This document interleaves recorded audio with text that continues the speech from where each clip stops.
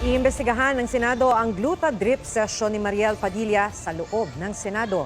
Sa isang deleted post sa Instagram, nagpagluta drip siya habang nasa opisina ng mister na si Senador Robin Padilla. Ang gluta drip ay ang maladextrose na paggamit ng antioxidant na glutathione.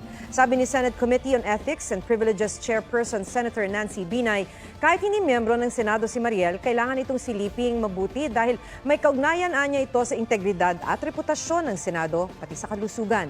Nakababahala rin daw ang IV procedure ni Padilla dahil ginawa ito ng walang abiso mula sa clinic ng Senado. Ayon kay Binay, mismong DOH at FDA na ang nagsabing bawal at di ligtas gumamit ng gluta drip.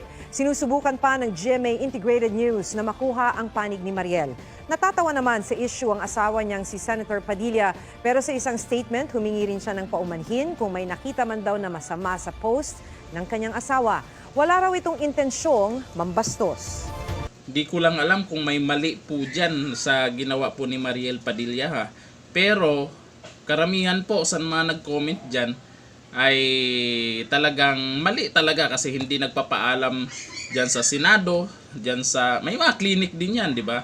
Tapos kung anong ginagawa sa opisina ni Senador Robin Padilla, dyan mismo yan kasi sa Senado yung post na yan. Pero binura na. May mga nag-comment, bakit nga ba binoto ng taong bayan si Robin Padilla? Bakit nga ba? May nagsabi dahil sikat lang daw. Kaya nag-number 1 yan. Pero hindi po yan ang dahilan. Pinakaunang dahilan kaya nag-number 1 yan at nanalo sa pagkasenador dahil sa Uniteam. Napaka-popular po ng Vice President at President po natin dyan sa Uniteam. Siyempre, mahahatak yung mga senador dyan.